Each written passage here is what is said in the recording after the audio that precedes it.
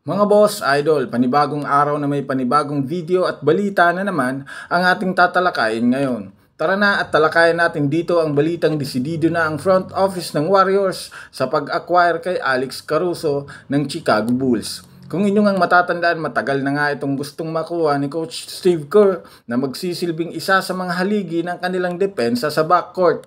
Tatalakayan na rin natin ngayon dito ang balitang nagparamdam na si LeBron sa gagawing trade move ng Lakers mamaya sa trade deadline. Tatanggalin na nga ba si D'Angelo Russell o mananatili ito sa kanilang team at magsusuot ng Mamba jersey? Pero bago yan, please don't forget to hit the notification bell at mag-subscribe sa ating channel.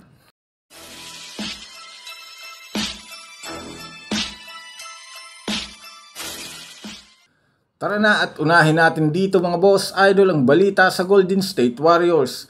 Lingid nga sa kaalaman ng lahat dahil nga nanalo ngayong araw ang Warriors sa kanilang naging laban kontra sa Philadelphia 76ers ay marami nga daw ang nag-e-expect na ito na ang simula ng kanilang bawi.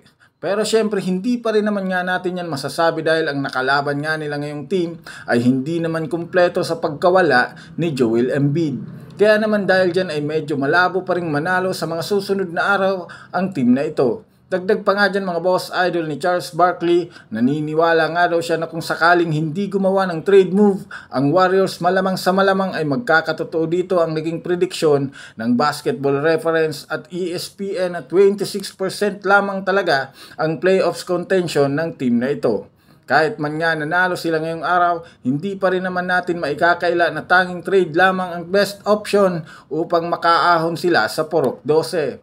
At ang pangalan nga ni Alex Caruso ang nangunguna sa listahan ni Mike Dunleavy. At alam naman nga natin na nag-inquire na nga at nagtanong ang Warriors tungkol sa availability nito sa trade market. Pwedeng nga nila ditong ibigay si Gary Payton II at Andrew Wiggins. Sa kabilang dako naman mga boss, idol, tungkol naman sa Los Angeles Lakers.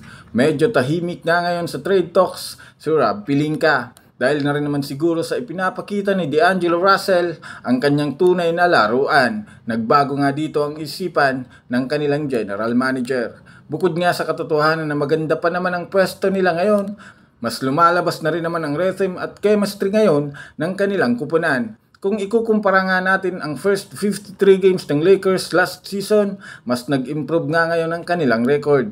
At dahil yan sa ginagawang adjustment ng mga player at ni Coach Darvin Ham.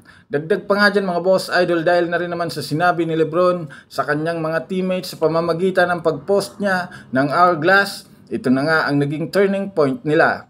Halos nag-improve nga lahat simula guard hanggang sa sentro at bigay todo talaga sa bawat laro. Pero syempre dahil medyo napapansin rin naman nga ng karamihan na kulang sa wing player defender ang Lakers dahil sa pagkawala ni Jared Vanderbilt, malamang sa malamang gagawa sila ng maliit na trade.